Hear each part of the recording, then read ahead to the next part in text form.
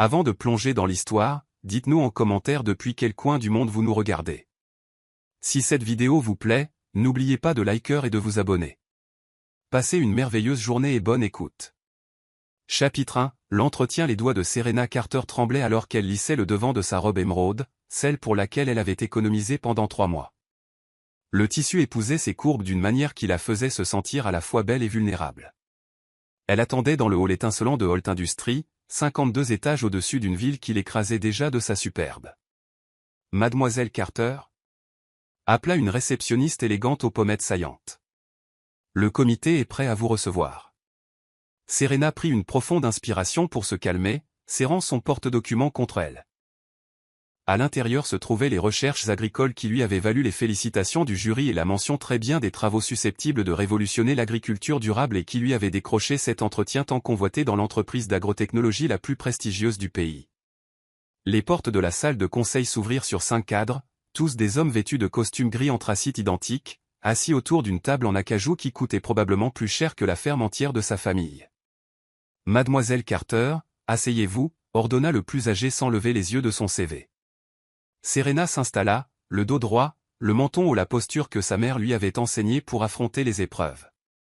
Merci pour cette opportunité, messieurs. Je suis impatiente de discuter de la manière dont mes recherches sur la rotation durable des cultures pourraient servir la mission de Holt Industries, commença Serena. Le plus jeune des cadres eut un sourire narquois. Vous avez un parcours pour le moins unique. Dites-nous, les gens vont-ils vraiment à l'université d'où vous venez, ou bien la vôtre était-elle par correspondance? C'était la première lettre d'admission que la ville ait vue. Le rouge monta aux joues de Serena, mais elle garda son sang-froid. L'université d'État de Brighton possède un excellent programme agricole, monsieur. Ma thèse sur le développement de cultures résistantes à la sécheresse a reçu la reconnaissance de. Je suis sûr que c'était très impressionnant selon les standards ruraux, l'interrompit un autre cadre, la voix dégoulinante de condescendance. Mais Holt Industries opère à l'échelle mondiale. La pièce sembla se refermer sur elle tandis qu'ils enchaînaient les questions, de plus en plus incisives. Cet accent. C'est charmant, très terroir. Ont-ils des ordinateurs dans votre ferme familiale ou avez-vous dû apprendre à taper lors de votre voyage vers la grande ville? Votre robe est colorée. Est-ce ce qui passe pour une tenue professionnelle à ACT ou déjà? Willow Bend? La gorge de Serena se serrait à chaque pic, mais elle refusait de leur donner la satisfaction de la voir s'effondrer. Au lieu de cela, elle répondit à chaque question avec dignité, redirigeant la conversation vers ses qualifications dès que possible. Ce que Serena ignorait, c'est qu'Ethan Holt, PDG de 33 ans et héritier de l'Empire Holt, observait l'entretien derrière le miroir sans teint qui tapissait le fond de la salle. C'était une chose qu'il faisait rarement, faisant habituellement confiance à ses cadres pour dénicher les meilleurs talents. Mais quelque chose dans le CV de cette candidate avait attiré son attention. À mesure que les moqueries continuaient, la mâchoire d'Ethan se contracta. Il avait bâti Holt Industries pour en faire un champion de l'innovation, et non pour perpétuer cette mentalité de « vieux garçon » dont il était témoin. Mais ce n'était pas seulement la désapprobation professionnelle qui remuait en lui. C'était elle. Même sous les néons crus, Serena Carter irradiait une détermination tranquille. Sa peau sombre et lisse semblait briller d'une lumière intérieure. Et lorsqu'elle parlait de durabilité agricole, ses yeux pétillaient d'une passion qui coupa le souffle d'Ethan. Malgré la cruauté des cadres, elle gardait une grâce qui rendait les hommes face à elle incroyablement mesquins. Une dernière question, Mademoiselle Carter, dit le chef des cadres avec un sourire en coin. Notre entreprise cultive l'excellence depuis la racine. Vu vos origines, qu'est-ce qui vous fait penser que vous avez votre place dans notre terreau? Serena posa son stylo, croisant directement son regard. Monsieur, j'ai grandi en apprenant que le sol le plus riche ressemble souvent à de la simple terre pour un œil non averti. Mes origines, comme vous dites, m'ont appris que la véritable croissance exige à la fois de l'innovation et du respect pour la tradition. Une valeur que je croyais chère à Holt Industries. Ethan sentit quelque chose bouger dans sa poitrine à ces mots. De l'admiration, certes. Mais autre chose aussi. Quelque chose qu'il n'avait pas ressenti depuis des années de conseil d'administration et de contrat. Eh bien, c'est très poétique, ricana l'un des cadres. Peut-être auriez-vous dû postuler au service marketing. Ils adorent les jolis mots sans substance. Merci pour votre temps, Mademoiselle Carter, conclut le chef, glissant déjà son CV au bas de sa pile. On vous rappellera. Le renvoi était clair. Avec des mouvements gracieux qui démentaient son tourment intérieur, Serena rassembla ses affaires, les remercia avec un calme remarquable et sortit la tête haute. Dès que la porte se referma derrière elle, Ethan vit, à travers la vitre, ses épaules s'affaisser enfin. Le masque de sérénité se fissura, révélant un éclair de douleur qui tordit le cœur d'Ethan. « Messieurs, dit-il en appuyant sur le bouton de l'interphone. Dans mon bureau. Tout de suite. 10 minutes plus tard, Ethan faisait les 100 pas devant ces mêmes cadres qui venaient de déchiqueter la confiance de Serena Carter. Expliquez-moi en quoi se moquer des origines d'une candidate constitue un protocole d'entretien approprié, exigea-t-il, sa voix dangereusement calme. Monsieur, nous testions simplement sa résilience, bafouilla le plus jeune. Cette industrie exige d'avoir la peau dure. Ce que j'ai vu n'était pas un test de résilience, coupa Ethan. C'était de l'élitisme de la pire espèce. L'un d'entre vous a-t-il pris la peine de lire ses recherches? Un silence tomba sur la pièce. C'est bien ce que je pensais. Ethan s'arrêta, les fixant d'un regard glacial. C'est, Pequenaude, que vous venez d'humilier à fini-major de sa promotion. Ces approches innovantes sur la résistance à la sécheresse pourraient révolutionner notre division durabilité. Avec tout le respect que je vous dois, monsieur, intervint le chef, ces références semblaient impressionnantes sur le papier, mais elle n'est clairement pas faite pour Holt. Elle ne correspondrait pas à notre culture. C'est peut-être notre culture qui a besoin d'être réévaluée, répliqua Ethan, l'esprit encore hanté par l'image de la dignité de Serena face à leur cruauté. Après les avoir congédiés avec un avertissement, Ethan se retrouva attiré vers la fenêtre de son bureau, contemplant la rue animée en contrebas. Quelque part dans cette marée humaine se trouvait Serena Carter, retenant probablement ses larmes en naviguant dans une ville qui venait de confirmer tous ses préjugés sur l'élitisme urbain. Il aurait dû laisser tomber. Il avait une entreprise à gérer, des réunions à préparer. Pourtant, tout ce à quoi il pouvait penser était cet éclat de blessure dans ses yeux expressifs. Avant de pouvoir se raviser, Ethan attrapa sa veste. « Annulez mon après-midi, dit-il à son assistante surprise. J'ai une urgence. » Tandis que l'ascenseur descendait, Ethan ne pouvait expliquer cette attraction qu'il ressentait pour cet inconnu. Tout ce qu'il savait, c'est que pour la première fois depuis des années, quelqu'un avait réveillé une partie de lui qu'il avait oublié exister sous le poids du nom Holt. Il devait la retrouver. Chapitre 2, une rencontre sous la pluie. La première grosse goutte de pluie frappa la joue de Serena alors qu'elle sortait de l'immeuble Holt Industries, se mêlant aux larmes qu'elle s'était enfin autorisée à verser. Le temps qu'elle parcourt un demi-pâté de maison, le ciel s'était littéralement ouvert, la trempant en quelques secondes.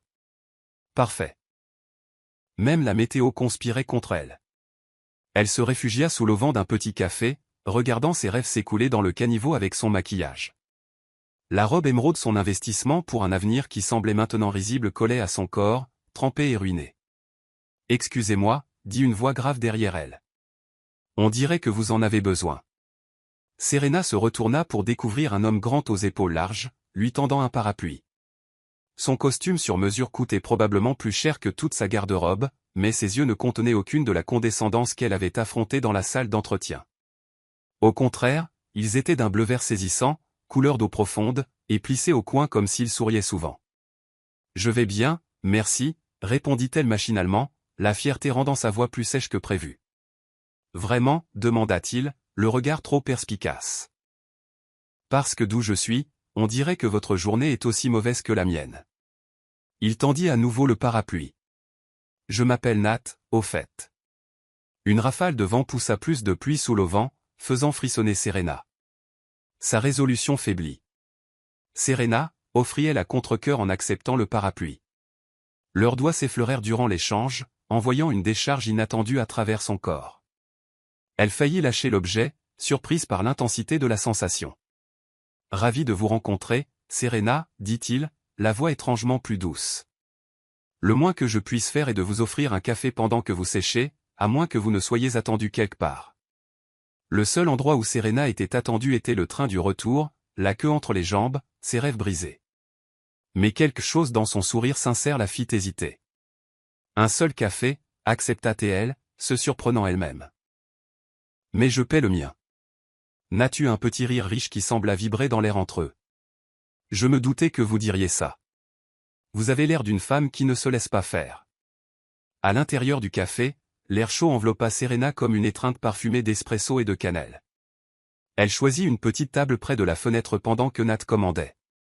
Lorsqu'il revint avec leur boisson, elle remarqua qu'il avait enlevé sa veste de costume, révélant une chemise blanche impeccable qui tendait sur ses larges épaules. « Alors, dit-il en glissant son latte sur la table. Qu'est-ce qui vous amène en ville? Vous n'avez pas l'air d'être du coin. » Serena enroula ses doigts froids autour de la céramique chaude, débattant de ce qu'elle devait partager avec cet étranger. Quelque chose dans son regard attentif lui donnait envie de s'ouvrir. Un entretien, admit-elle finalement. Un désastre spectaculaire, pour être précise.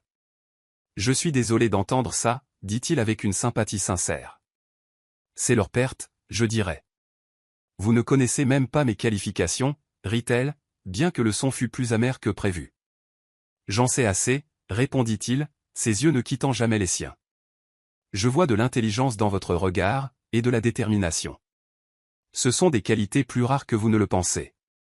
Serena sentit la chaleur monter à ses joues, une chaleur qui n'avait rien à voir avec le café. J'ai un diplôme en sciences agricoles, dit-elle. Pratiques agricoles durables. Je pensais pouvoir faire une différence. Vous le pouvez toujours, affirma Nat.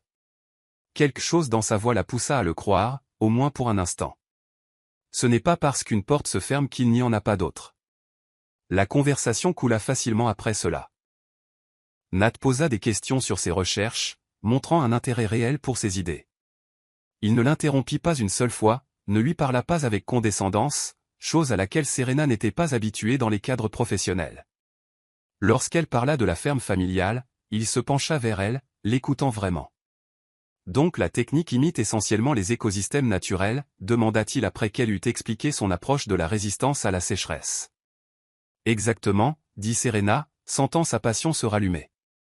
Les méthodes traditionnelles travaillent souvent contre la nature, mais si nous pouvons travailler avec les systèmes écologiques, nous pouvons créer du durable.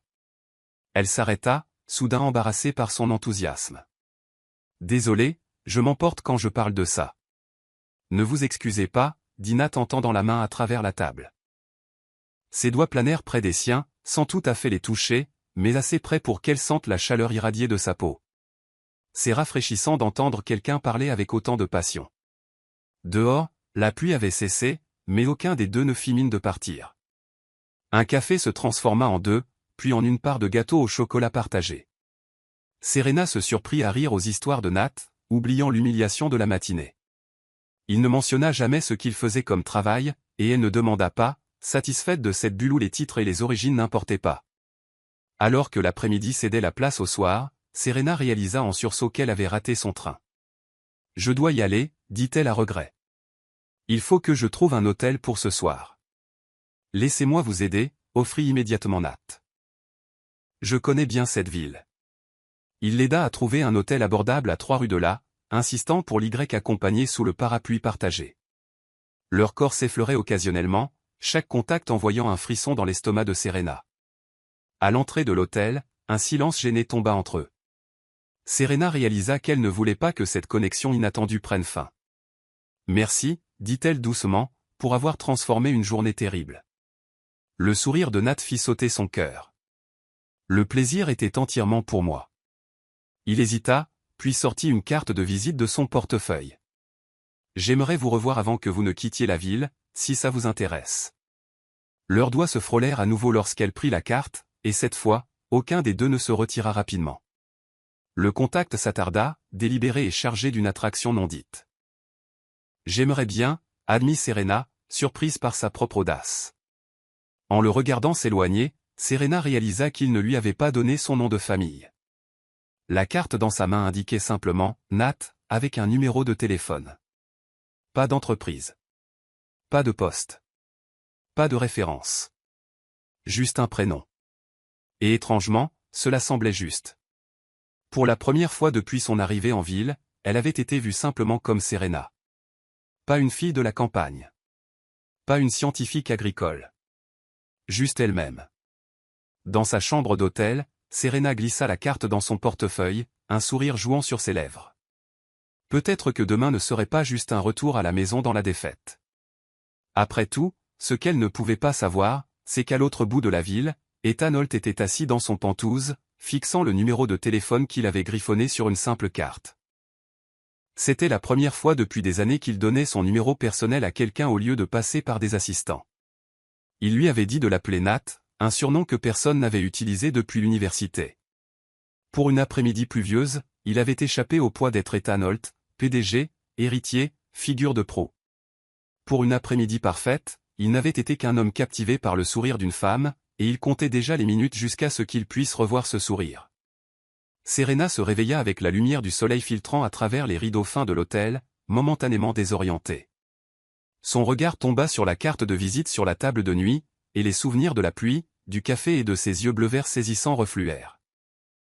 Elle traça le simple nom, Nat, du doigt et sentit un papillonnement dans son ventre qui n'avait pas sa place dans sa vie pratique et planifiée. Elle devrait se concentrer sur son retour, la queue entre les jambes, pour affronter sa famille avec la nouvelle de son rejet. Au lieu de cela, son doigt planait sur son téléphone, le numéro de Nat à moitié composé. « C'est ridicule », murmura-t-elle pour elle-même. « Tu l'as rencontré une fois. » Mais avant qu'elle ne puisse se dissuader, son téléphone vibra avec un message d'un numéro inconnu. « Bonjour. J'espère que ce n'est pas trop audacieux, mais je n'arrête pas de penser à notre conversation d'hier. Envisageriez-vous de prolonger votre séjour ? Je connais un endroit qui fait des pancakes presque aussi bons que ceux des petits dîners de campagne. Nat. » Le cœur de Serena s'accéléra en lisant le message 2 fois.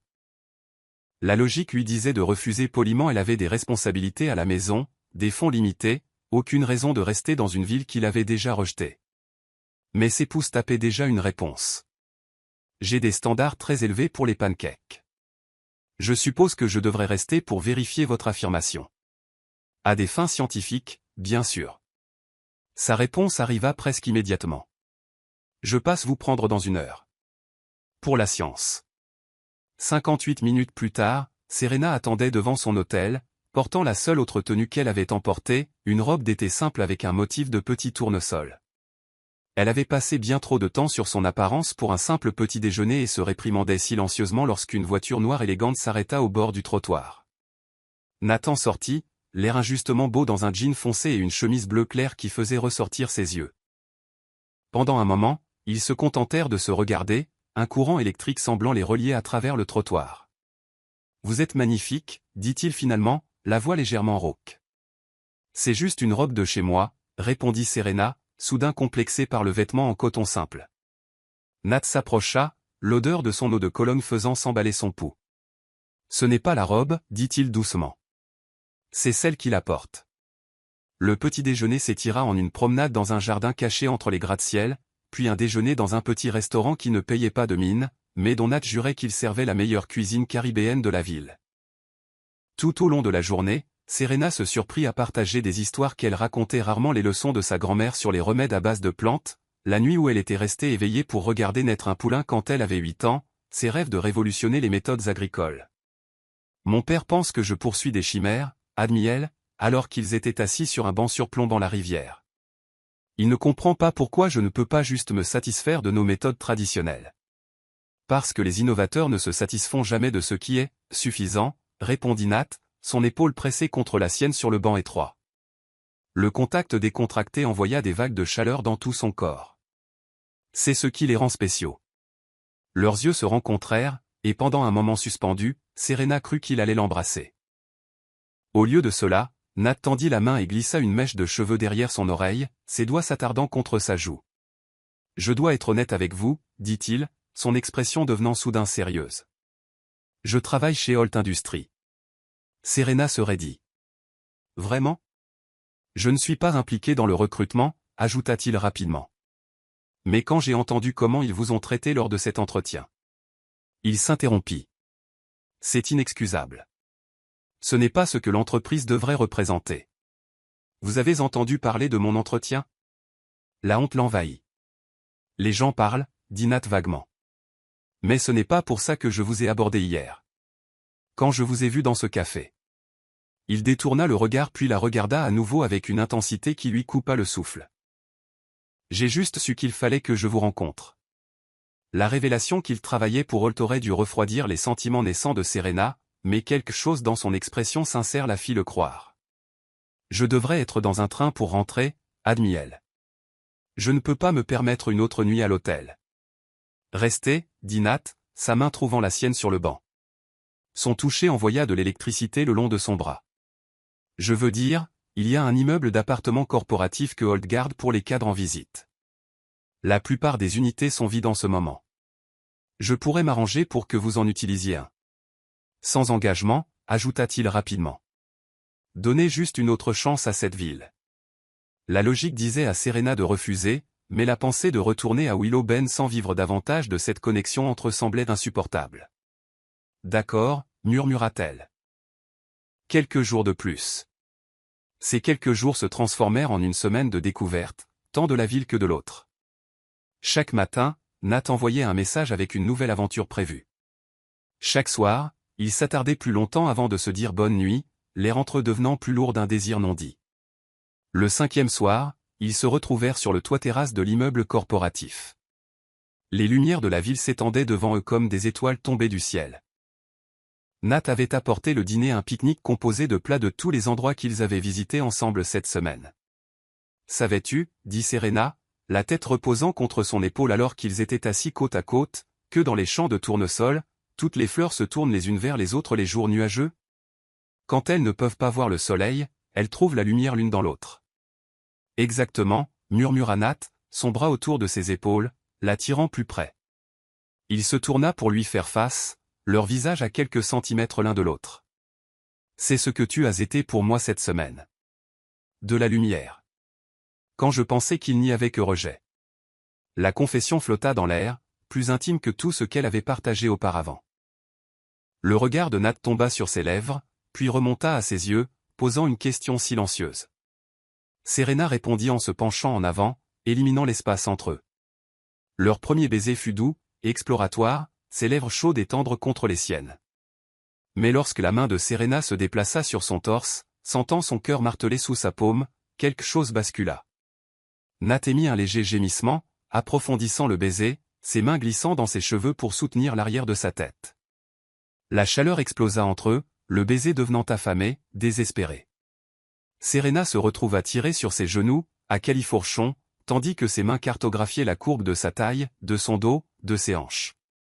Elle haleta lorsque ses lèvres trouvèrent le point sensible juste sous son oreille, son souffle brûlant contre sa peau. Serena.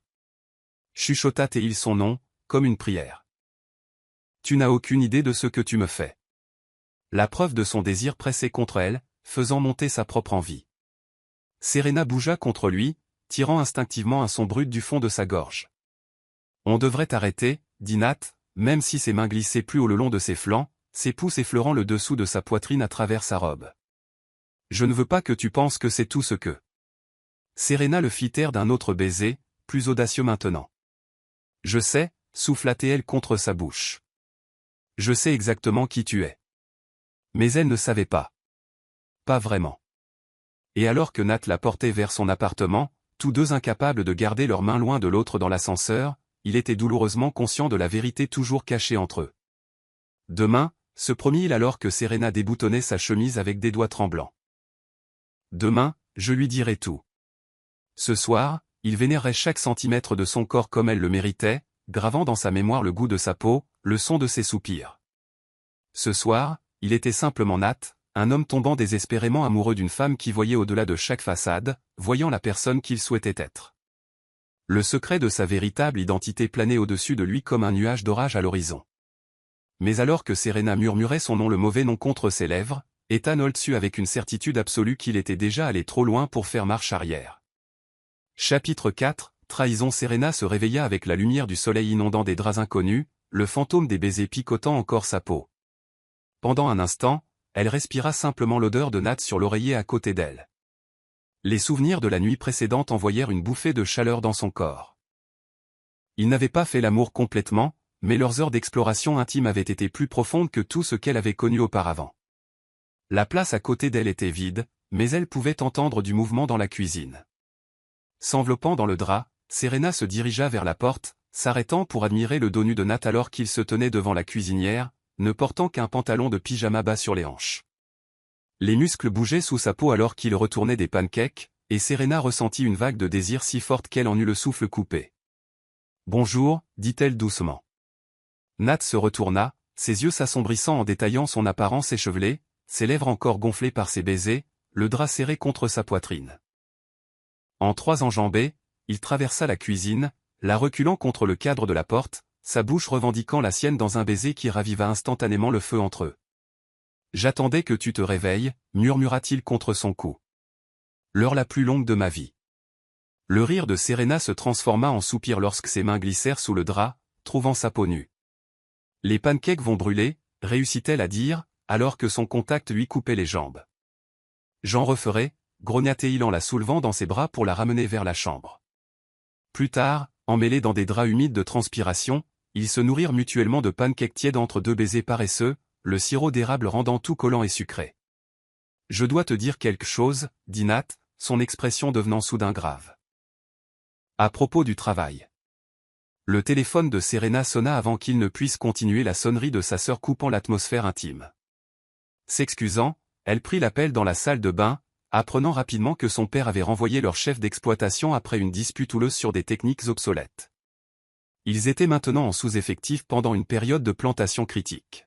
« Je prendrai un train cet après-midi » promit Serena, la culpabilité la submergeant. Elle s'était perdue dans ce fantasme avec Nat pendant que sa famille luttait. Lorsqu'elle émergea, Nat était entièrement habillé, son expression illisible.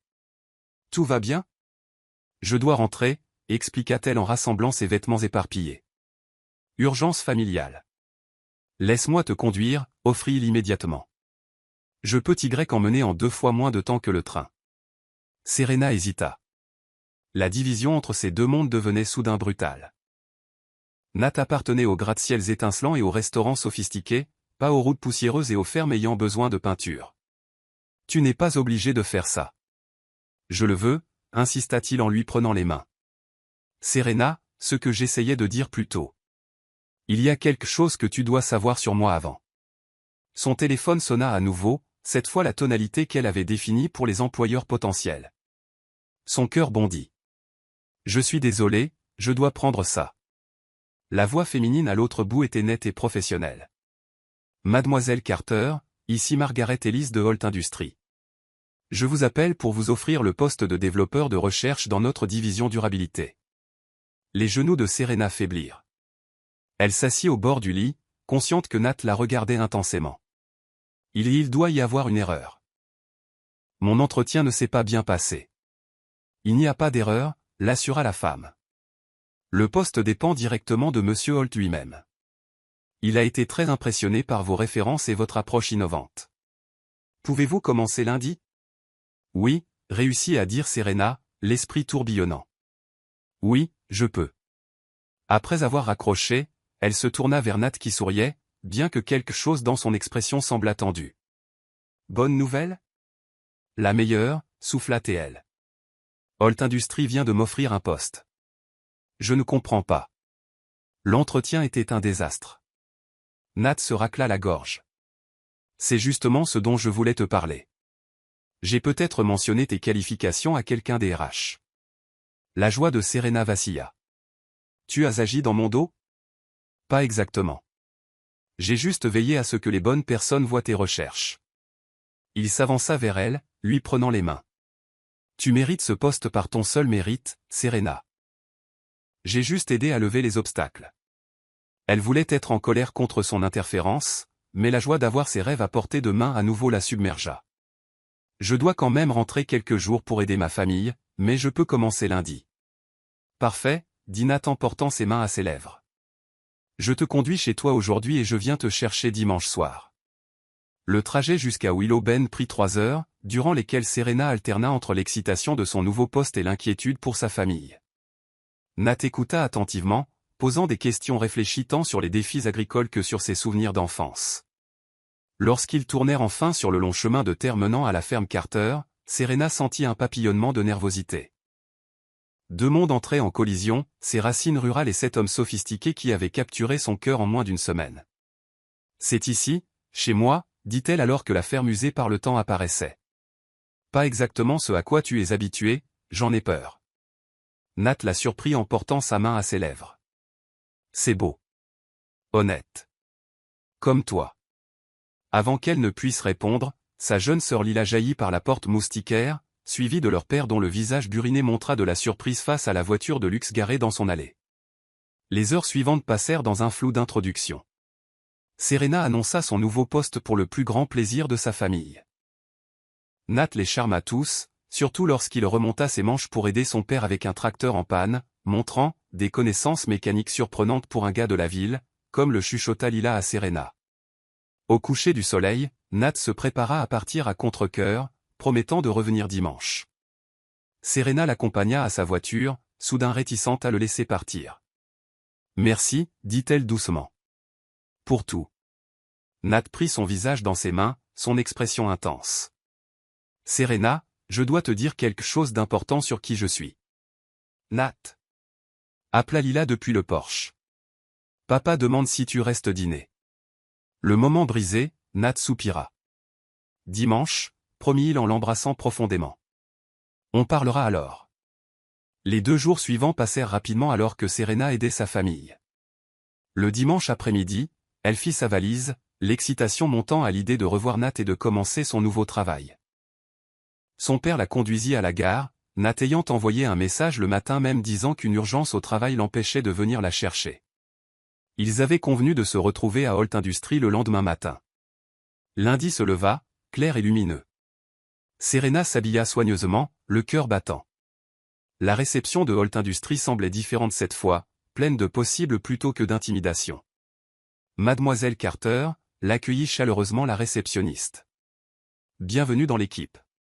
Veuillez signer ces formulaires et je ferai venir quelqu'un pour vous montrer votre bureau. » Alors que Serena remplissait les papiers, son regard dériva vers le mur derrière le bureau de réception, où elle n'avait pas remarqué un portrait auparavant.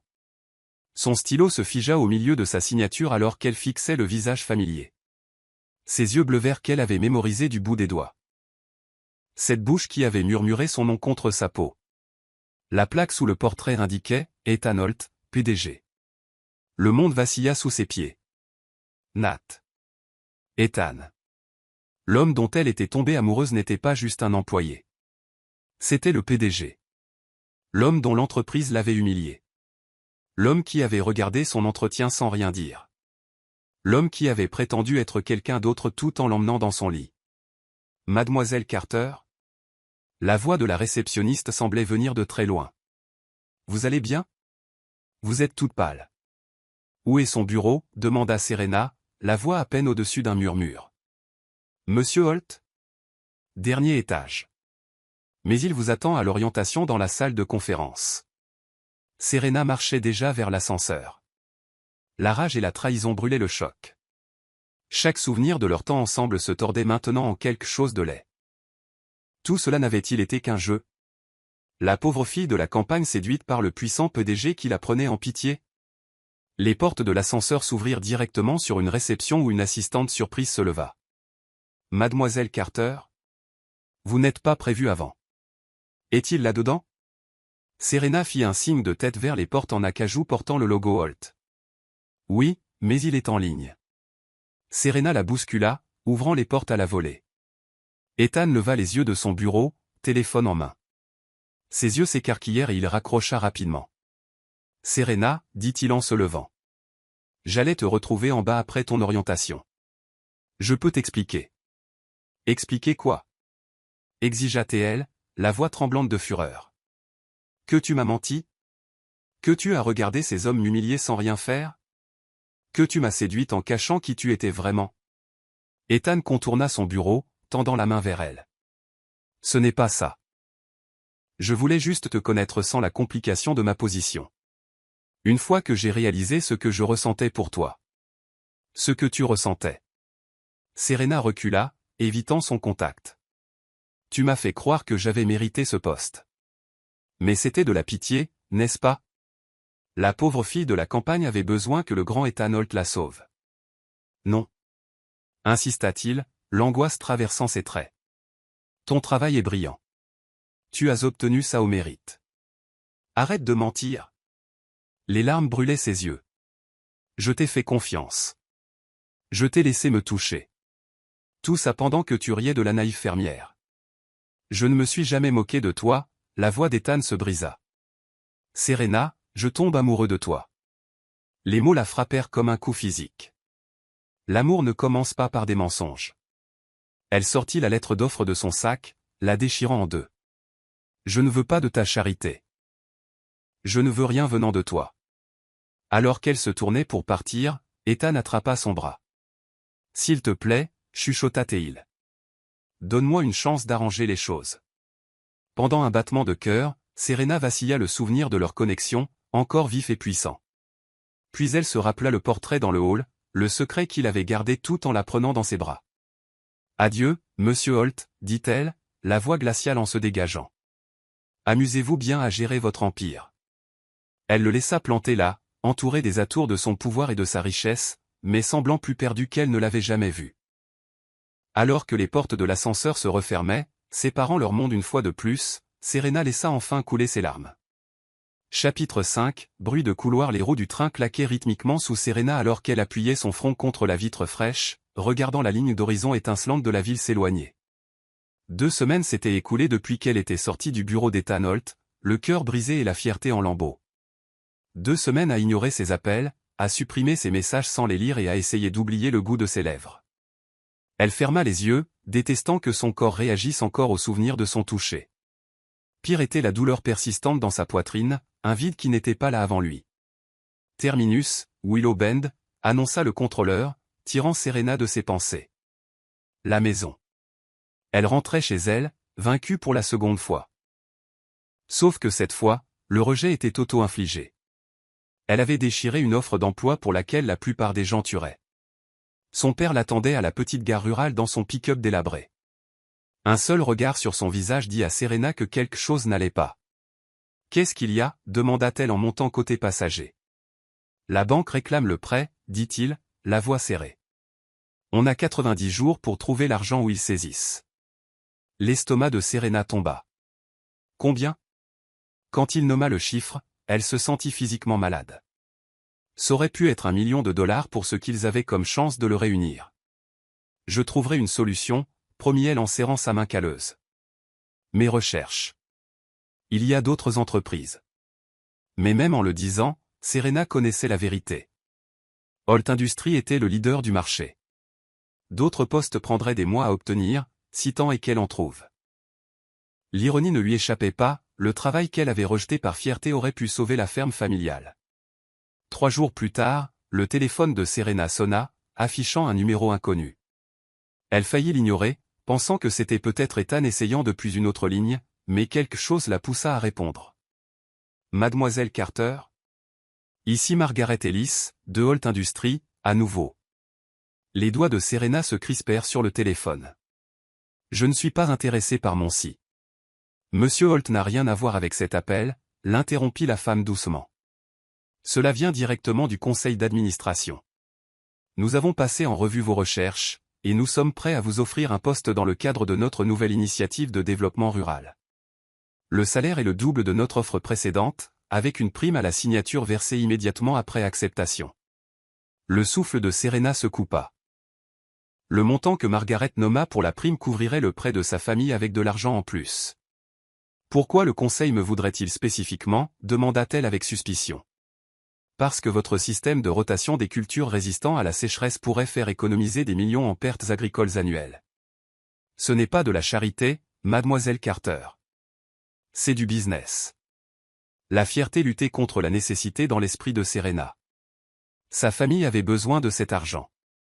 Et si elle croyait vraiment en ses recherches, ne devait-elle pas aux communautés agricoles de les mettre en œuvre à une échelle que seule Holt Industries pouvait offrir ?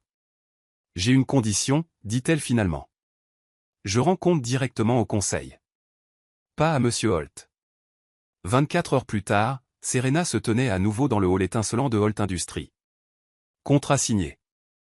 Virement bancaire déjà effectué pour sauver la ferme. La réceptionniste, différente de la précédente, la dirigea vers l'ascenseur exécutif qui l'emmènerait à l'étage de recherche et développement. « Votre bureau est prêt, mademoiselle Carter » dit la jeune femme joyeusement. « Monsieur Holt a laissé des instructions spécifiques pour votre confort. » Serena se raidit. « Je ne travaille pas pour monsieur Holt. La réceptionniste cligna des yeux, confuse. Bien sûr. Je voulais juste dire qu'il voulait s'assurer que vous aviez tout ce dont vous aviez besoin. Le trajet en ascenseur sembla interminable. Lorsque les portes s'ouvrirent enfin, Serena se retrouva dans un laboratoire spacieux et lumineux avec des baies vitrées donnant sur la ville. Un bureau vitré élégant dans le coin portait son nom sur la porte. Et à l'intérieur, elle trouva un équipement de pointe et une note manuscrite sur son bureau. Elle froissa le papier sans le lire, le jetant à la poubelle. Quoi qu'Ethan ait à dire, elle ne voulait pas l'entendre.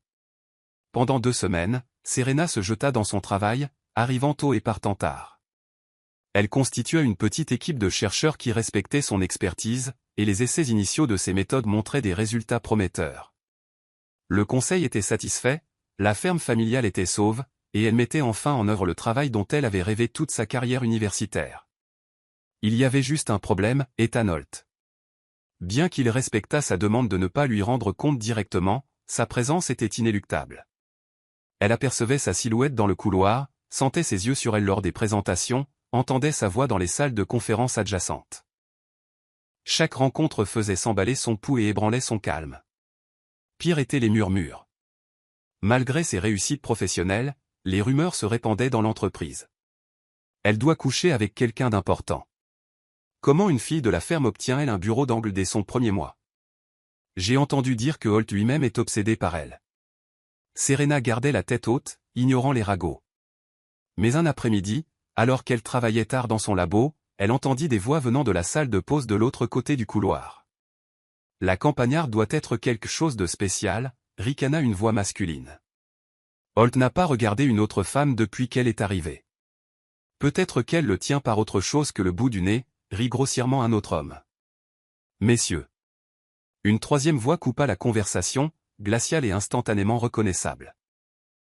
Peut-être aimeriez-vous répéter ces commentaires dans mon bureau avant de vider les vôtres? Serena se figea, son porte-bloc serré contre sa poitrine, alors que la voix d'Ethan continuait, maintenant baissée sur un ton dangereux. Mademoiselle Carter est la personne la plus qualifiée de ce bâtiment pour diriger notre initiative de développement rural. Ces recherches feront probablement économiser des millions à cette entreprise d'ici 5 ans. Si j'entends quiconque suggérer le contraire à nouveau, le licenciement sera le cadet de ses soucis. Suis-je clair? Elle aurait dû se sentir vengée par sa défense. Au lieu de cela, cela ne fit que lui rappeler le déséquilibre de pouvoir entre eux. La facilité avec laquelle il pouvait détruire des carrières d'un mot. Comment la richesse et les privilèges l'isolaient des soucis du monde réel qui l'empêchaient, elle, de dormir. Des pas s'approchèrent de son labo et Serena s'affaira rapidement sur ses échantillons, le cœur battant. La porte s'ouvrit.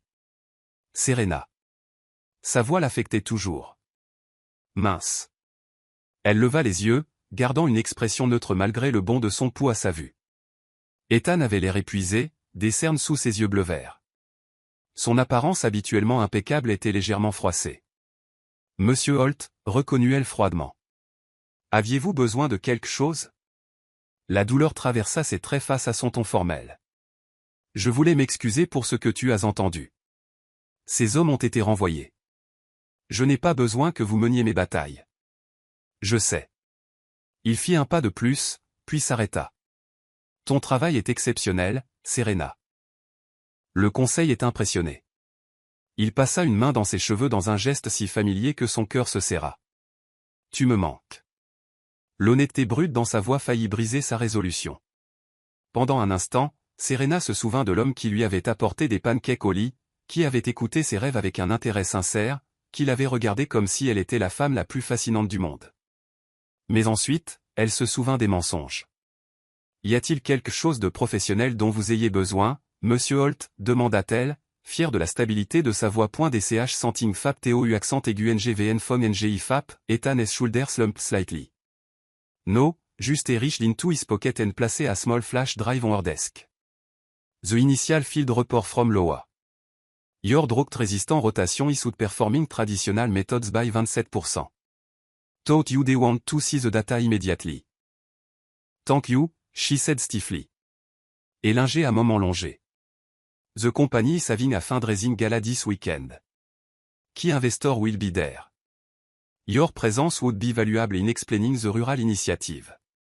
Is that on order? Never, et said quietly. Just a request. You're changing the future of sustainable agriculture, Serena. People should know who's behind the innovation. After he left, Serena sank into her chair, trembling slightly. Every encounter with Ethan left her emotionally drained, caught between Angers at his deception and the treachery longing that refused to die. The fundraising gala would be torture hours in his orbit, watching him charm investor with that smile that had once been directed at her. But her professional pride wouldn't let her hide in the shadow. This was her research, her vision. She had earned the right to present it. Saturday evening found Serena stepping from a company car outside one of the city's most exclusive hotel, wearing a gown of deep forest green that she'd splurged on with par of her signing bonus. The body sucked her curve before flowing into a skirt that whispered against the marble floor as she entered the ballroom. She felt his gaze immediately like a physical touch across the crowded room. Ethan stood surrounded by executive, but his attention was fixed entirely on her. For a breathless moment, their eyes locked, and the noise of the party seemed to fade away. Then Someone touched her elbow, breaking the spell. Miss Carter, the board members are eager to hear about your work. Serena moved through the evening in a daze accepting congratulations, explaining her research to interested investors, ignoring the speculative glance when Ethan entered her orbit, always keeping her at the edge of his attention while Nemo was directly approaching. It was nearly midnight when she finally stepped onto an empty balcony for a moment of quiet. The city sprawled below, a tapestry of lights against the darkness. You're the talk of the evening. Ethan's voice came from behind her. Everyone is impressed. Serena didn't turn. Good. Then my presence à chaise servait de tes purpose. That is not. Et sighed, moving to stand beside her at the railing, careful to maintain distance between them. You look beautiful tonight, but then you always do. The compliment slipped past her defense, warming her despite herself. Monsieur Holt, please, she began, but interrupted, voice strained. When we're alone, at least call me Ethan. He can't bear to hear you call me Monsieur Holt in that cold voice.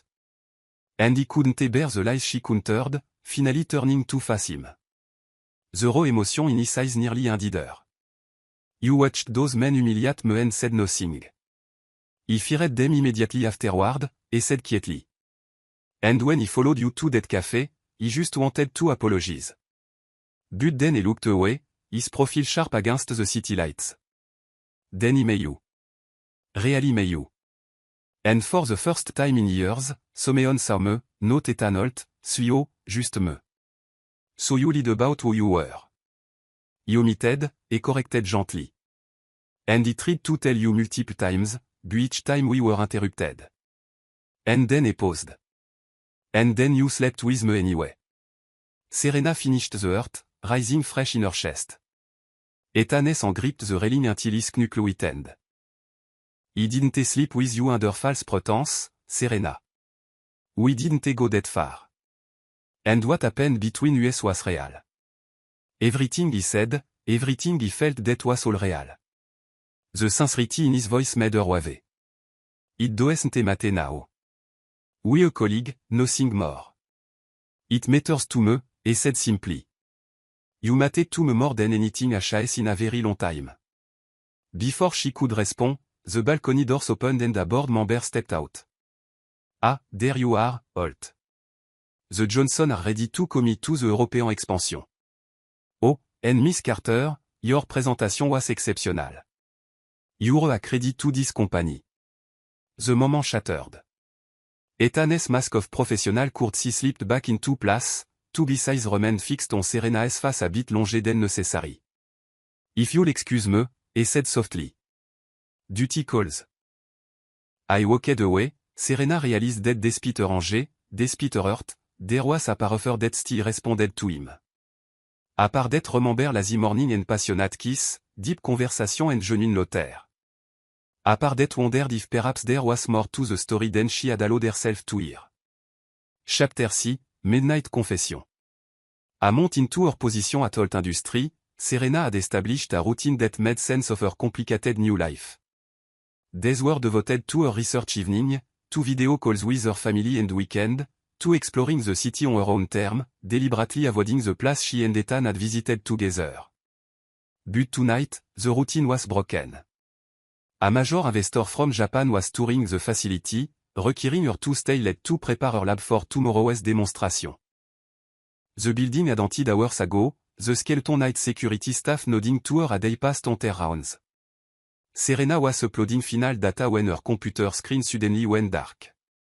The lab's lights flickered, then died completely. Power outage. Perfect. She muttered, feeling her way to her desk where her phone lay. The screen illuminated her immediate surrounding, but the backup generator should have kicked in by now. The lab door swung open, a beam of flashlight, cutting through the darkness. Serena Ethan's voice came from behind the light. Are you in here? Her hat lurched traitorously at his voice. Yes. What happened to the power? Transformé blew a few blocks over, he said. Moving closer, the flashlight beam lowered to a voix blinding her. The backup generator is running, but there's a routine issue to this floor. Maintenance is working on it. Are you okay? I'm fine, she said. Just losing work, he hadn't saved. He thought everyone had gone home. He was close enough now that she could catch the sound of his cologne, the same one that had lingered on her skin after their night together. What are you still doing here, preparing for the Tanaka demonstration tomorrow? Serena moved away, needing distance from his overwhelming presence. My research data should be backed up to the secure server every 15 minutes, and finished. Standard protocol he implemented last year. Their eyes adjusted to the darkness. Moonlight now filtering through the floor-to-ceiling windows, casting everything in silver and shadow. Ethan looked different in this light. Less the untouchable Suyo and more the man who had helped her through the night. He should go, Serena said, gathering her purse. He can finish from home. The elevator are down, emergency stair only, and security protocol keeps the stairwell doors locked from the inside during a power outage. We need to wait for maintenance to restore power or manually override the system. How long Ethan checked his phone? They're saying at least an hour, trapped alone with him. The universe had a cruel sense of humor. An awkward silence fell between them, interrupted only by the distant sounds of the city below. Serena moved to the wall of windows, gazing out at the twinkling lights, acutely aware of Ethan's presence behind her. He never apologized properly, he said. Finally, his voice came in the darkness.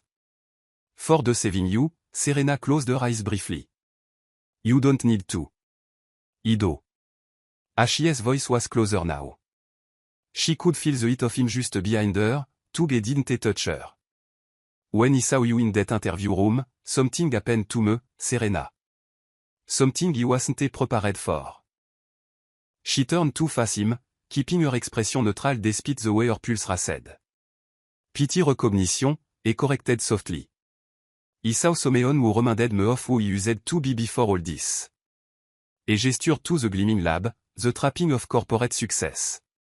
Someone real. The vulnerability in his voice threatened to unravel her resolve. So you followed me. He followed you, and admitted with every intention of apologizing for my executive's behavior and offering you a position right then. But when he saw you in that cafe, brave even in disappointment so far from home but still standing tall, he couldn't bear to be eternal to you. Why not? Serena's voice was barely a whisper. Because Ethan ought never get to just be a man meeting a beautiful woman in a cafe, he said, his eyes holding her in the moonlight. He never get to know if someone like him for himself or for his position, his money, his influence. He never get to fall in love based on connection alone. The word love in the air between them, charged and dangerous. Those were the best days of my life, Ethan continued, when she remained silent just being not with you, seeing the city through your eyes talking about dream instead of quarterly projection. Serena's resolve weakened at the raw honesty in his voice. You still lead. He omitted, he corrected gently. He never invented a false background or pretended to be someone I'm not. He just left out my last name. A rater significant omission. Yes, he ran on through his hair in that familiar gesture that always made him look younger, more vulnerable. And it tried to tell you that last morning before your sister called, and again before you discover it on your own, he was a coward, Serena. Afraid of losing what we had. And in trying to protect it he destroyed it instead. The silence stretched between them filled with unspoken emotion. He missed the company gala in Milan to be here tonight, Ethan said suddenly. Did you know that Serena blinked at the change of subject? No why? Because he knew you were preparing for the Tanaka presentation. Because he wanted to be here if you needed anything. Ashi's voice dropped low. Because every minute in this building when he know you're here he can't focus on anything else. The confession stole her breath. Ethan, I'm still falling in love with you, Serena. He interrupted the word tumbling out if he couldn't contain them any longer. Despite your anger, despite your coldness, despite everything, and he suspected keep falling, even if you never forgive me. The raw emotion in his voice cracked something open inside her, the protective shell she had built around her had since discovering his identity. Before she could respond, a rattling fell cabinet across the room distracted them both. He should check that she said grateful for the interruption. As she hurried across the darkened lab, her hand brushed a stack of folded descending them cascading to the floor in a chaotic array of papers. Dammy. Ethan was busied instantly knailing to help gather the scattered document. Terre collided a day reached for the sandpaper, and the contact sans electricity surging upper arm netter pulled away, and the moonlit darkness time seemed suspended. Serena could hear Ethan's breathing slightly faster than normal, feel the warmth radiating from his body so close to her. When she finally raised her eyes to his, the naked longing she saw there matched the ash in her own chest. I've missed you, she whispered, the admission torn from somewhere deep inside her. It was all the permission he needed. Ethan's mood found her with unerring accuracy. The kiss, desperate and hungry mount of tension, igniting into flame, he s'entangled in her ear, cradling her head a tug she were precious, irreplaceable. Serena's resistance crumbled entirely. She clutched his shirt, pulling him closer, pouring all her confusion and hurt and lingering desire into the kiss. Ashi's body was so familiar, the broad shoulder under her palm, the firm chest pressed against her, the taste of him exactly as she remembered. Serena, he groaned against her mouth, his voice revere. Tell me to stop. Tell me you don't want this. But she couldn't tell not to him, not to herself. Instead, she pulled him down to the floor with her papers forgotten as they rediscovered each other in the silvery darkness. Her blouse came un button beneath his trembling fingers, his tie loosened by her eager hand. I've dreamed about touching you again. Ethan confessed against her neck, his lips tracing a burning path across her collarbone. Every night since you walked away, Serena arched beneath him eyes and found her breast thumb circling the sensitive peak through delicate fabric. He tried to hate you, she admitted breathless. He couldn't. Cloth were discarded in the darkness, inhibition falling away with them. This time there would be no interruption, no half measure. Skin against skin, they came together on the floor of her lab, moonlight silvering their entwined body as they moved in perfect rhythm. Look at me, Ethan whispered, as they approached the edge together. I want to see your eyes when you come apart in my arms. Serena obeyed, holding his gaze a pleasure built to an unbearable crescendo. In that moment of perfect vulnerability, something profound passed between them, something beyond physical connection, beyond word. Afterward, he cradled her against his chest on the floor, his sweet jacket spread beneath them, her head tucked under his chin netter spoke. Afraid to break the fragile peace they found, the lights flickered then blazed to life reality intruding on their private world. Serena said suddenly aware of their surrounding, the corporate lab, the scattered papers, their discarded cloth. Serena Ethan's voice was gentle I felt her withdrawal. This wasn't just physical for me, you know that right? She sat up, reaching for her blouse, suddenly shy. You don't know what it was. Yes, you do. He cocked her hand, bringing it to his lips. You feel it too, this connection between us it was there from the first moment. Before she could respond, her phone buzzed with an incoming call, her sister's ringtone. Serena answered automatically, her mind still foggy with lingering pleasure. Serena Lila's voice was tight with anxiety. Dades in the hospital. At attack. They don't know if he's going to make it. The world tilted beneath. Serena clutched the phone, her odor and reaching blindly for support and finding Ethan's steady grasp. I'm coming home. She managed her voice breaking. I'll be on the first train. I'll drive you, Ethan said immediately, already gathering their cloth. We can be there in half the time. In the chaos of dressing and racing to his car, there was no time to process what had happened between them. Serena moved on autopilot terror for her father, overshadowing everything else. Ethan drove with focused intensity, pushing the limit of safety without frightening her furte. Through the 3-hour journey, et elle turned across the console, a silent encore in the storm of her fear. I'll be alright, et murmure, when tears slipped silently down her cheek. Your father is strong like his doctor. The simple comfort of his presence was something Serena couldn't deny she needed.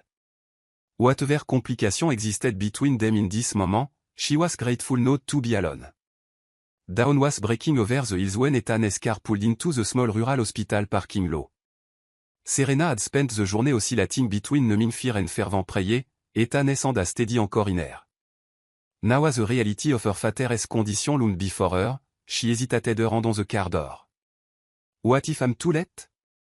She whispered, voicing her deepest fear. Ethan turned in his seat, gently turning her face towards. You're here now. That is what matters. The quiet confidence in his voice steadied her. Serena nodded, then rushed into the hospital, Ethan following close behind. The rural facility was a far cry from the gleaming medical centers of the city. Just one floor faded linoleum and fluorescent lights that cast everyone in a sickly pallor. Lila rose from a plastic chair in the waiting area, her eyes red rimmed from crying. Serena, she fell into her sister's arms. They just took him for more test. The doctor says it was a major heart attack. Her gaze shifted to Ethan, confusion momentarily overriding her distress. Où est Safran? Serena said quickly. Et drove me. How is that doing? While Lila updated her, Ethan quietly approached the nurse's station. Within minutes he returned with a doctor in tow, the chief cardiologist, according to his badge. Miss Carter, the doctor said, extending his hand to Serena. I understand you're Henry Carter's doctor. Let me brief you on your father's condition. The prognosis was guarded. Henry needed specialized surgery, a procedure the small hospital wasn't equipped to perform. The nearest facility with the necessary technology was in the city, but the waitlist was long and insurance complication made immediate transfer unlikely. How long? Serena asked, her voice steady despite the fear clutching at her throat. Weeks possibly. We can stabilize him here. But the doctor's expression said what his word didn't, weeks might be too long. Ethan had remained silent through the consultation, but now he stepped forward. I'd like a word with you privately, doctor. Serena watched them walk away, too exhausted to question Ethan's involvement. Half an hour later he returned. Your father is being transferred by helicopter to City Memorial. Within the hour, he said quietly. They'll perform the surgery this afternoon. How? Serena whispered, stunned. The waitlist. Don't worry about that now. Ethan squeezed her hand. Just be with your family. I've arranged for a car to take you all to the city. It should be here shortly. Lila stared between them, her exhaustion momentarily forgotten. Who exactly are you?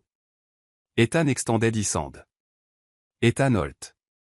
Her sister's eyes widened with recognition. Holt Industry, the company Serena works for the very same. He confirmed with a small smile.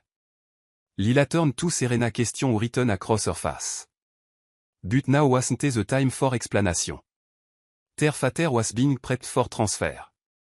And the sisters needed to get essential from home before following him to the city. Come with us, Serena said impulsively to Ethan. To the house. I don't want to drive right now. The Carter family farmhouse looked smaller somehow. A day approach life Serena's time in the city had alter her perception. Peeling paint. A sagging porch step. The ancient oak tree with the TS tear swing. It was both ashingly familiar and newly strange. While Lila rushed inside to pack bag. Serena paused in the yard overcome with memory and worry. Ethan stood beside her silent but supportive his presence.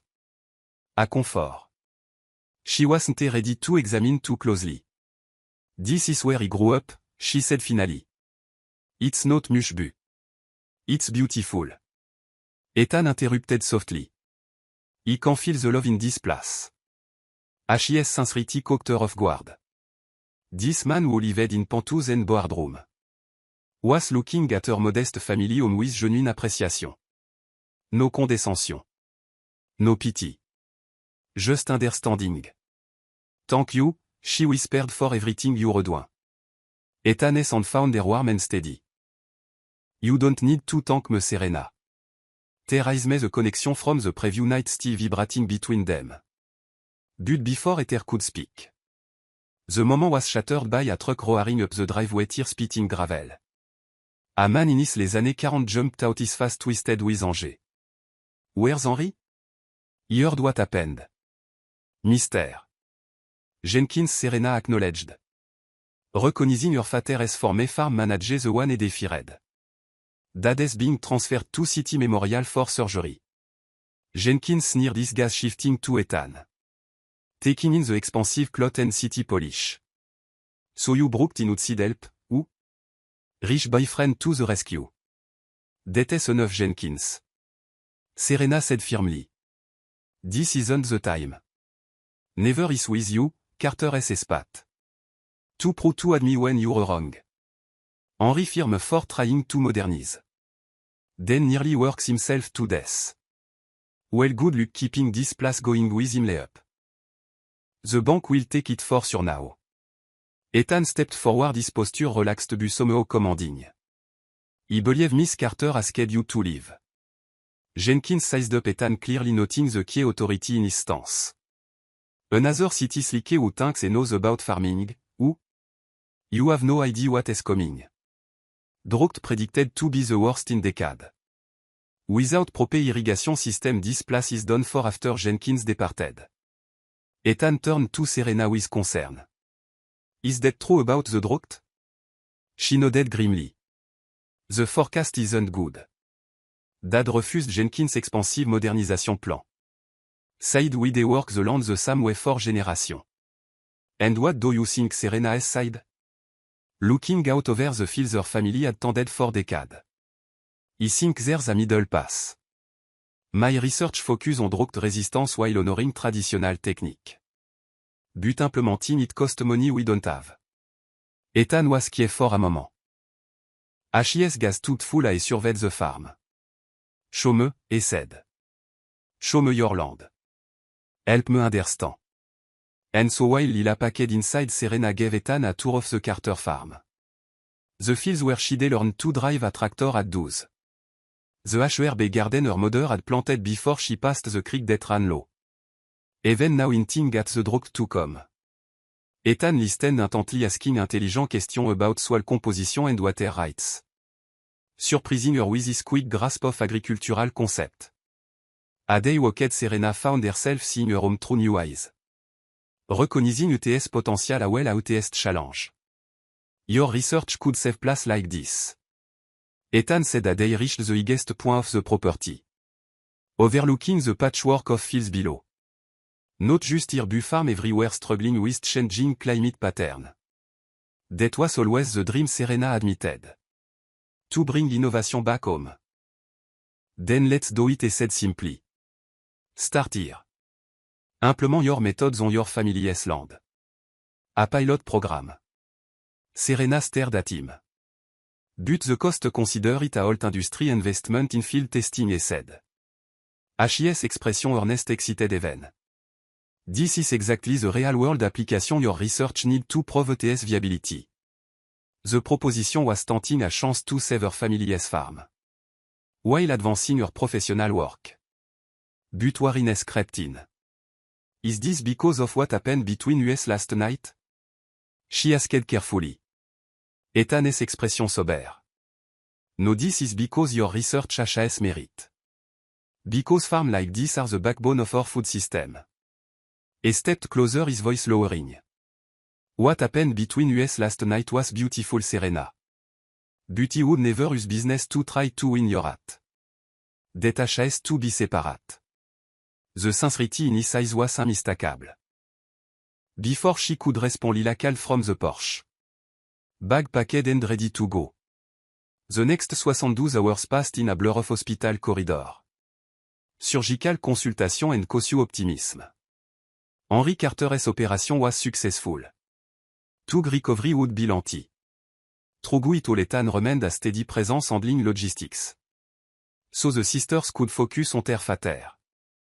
On the third evening with Henry resting comfortably. And Lila dozing in a chair beside his bed. Serena stepped into the hospital corridor for a moment of quiet. Ethan was there speaking in a hushed tone on his phone. About board meeting and quarterly projection. The CEO once again handling his responsibility remotely. While supporting her through the crisis. When he spotted her, he immediately ended the call. Ah oui, c'est better stable? But he can't work the farm for months. Ethan nodded concern etched on his feature. And you? How are you holding up? The simple question asked with such genuine care. Cracked her composure. Tears she'd been holding back for days. Finally spilled over. And without hesitation. Ethan gathered her into his arms. I'm so tired. She confessed against his chest. His shirt dampening with her tears. He don't know how to save the farm. And take care of Dad. And keep my job. It's too much. His arms tightened around her one hand. Cradling the back of her head. You don't have to do it all alone, Serena. I've always handled everything myself. It's what we do in my family. Ethan drew back slightly. Looking into her eyes with an intensity that stole her breath. Let me help you. Not a your boss. Not a Someon Wowan. He paused. Choosing his word carefully. Just a Someon who care about you. The hospital corridor light. Cast half his face in shadow. Reminding her of that night in her lab. But this was different. No heated passion. Clouding her judgment. Just the raw honesty of a man showing his true self in crisis. Why, she whispered. Why do you care so much? Ethan's thumb brushed away a tear from her cheek. The gesture unbearably tender. Because in all my life you were the only woman who saw me. Really saw me before you knew my name or my position. Because you challenged me to be better. Because when I'm with you I remember what truly matters. His confession and in the air between them. More intimate than their physical union had been. This wasn't about desire or attraction. Tugboats still met between them. This was something deeper. Something more frightening in its implication. I'm scared. Serena admitted, her voice barely audible. Not just about Dad or the farm, about you. About us. Whatever this is. I know, Ethan said, his forehead resting against her. His breath warm against her lips. I'm scared too. But I think some things are worth being afraid for in the sterile hospital corridor. Under harsh fluorescent lights. With the beeping of medical equipment in the background. Serena made a decision. She rose on tiptoe and pressed her lips to his. Not a passionate kiss like before. But a gentle promise. A beginning. When they parted, Ethan's eyes held a question. I don't know what happened next. Serena said honestly. But I'm willing to find out together. His smile was like sunrise breaking over her family's fields. Warm, bright with possibility. And full of promise for growth to come. Chapter 8. Storm of feeling. 2 weeks after Henry Carter's surgery. Serena stood in her family's fields, clipboard in hand. Surveying the irrigation trench being dug by a team of workers. Overhead dark clouds gathered on the horizon, promising rain. But delivering only humid heavy air. That pressed down like a physical wet. The meteorological data suggest we have 3 days before the storm from moving. Said the agricultural engineer Buzzider. One of several specialists. Ethan had arranged to help implement Serena's drought-resistant farming approach. We need to complete the water retention system before then. Serena nodded. Making note on her clipboard. The transformation of the Carter farm over the past fortnight had been nothing short of miraculous. Whereas there had been failing crop and outdated methods. Now stood the beginning of an innovative system. Combining your research with practical application. All courtesy of Holt Industry Rural Development Pilot Program. Ethan's elegant solution to helping her family without wounding their pride. Her father still recovering at home under Lila's watchful eye. Had initially resisted the change. Calling it charity until Serena had shown him the contract naming their farm an official research site. Complete with compensation for their participation. It's not charity, Dad. Shide explained holding his hand in the hospital room. It's science and business. Your land is perfect for testing these methods. She hadn't mentioned that Ethan had personally expedited the contract cutting through red tape that would normally have taken months of committee approval. Some things her proof father didn't need to know. Miss Carter, the engineer's voice pulled her from her thoughts. There's someone here to see you. Serena turned to find Ethan walking across the field toward them. Dressed in jeans and a simple button-down rather than his usual suit. The sight of him still made her astute. Even after 2 weeks of daily calls and frequent visits. Had they navigated this fragile new beginning between them? Go ahead with the southern section, she told the engineer. I'll catch up. As the man walked away, Ethan reached her. His smile warming his entire face. The irrigation system looked good ahead of schedule even. We're racing the weather. Serena replied, gesturing towards the darkening sky. The forecast keeps changing.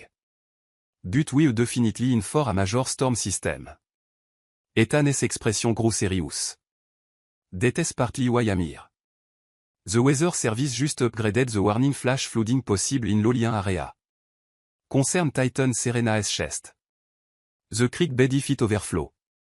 I've already called in a team to sandbag the critical area and assured her. They should be here within the hour. Serena shook her head, not in disagreement but in wonder. You think of everything. Not everything. His hand brushed her the simple contact. Sanding warmed up her arm despite the oppressive heat.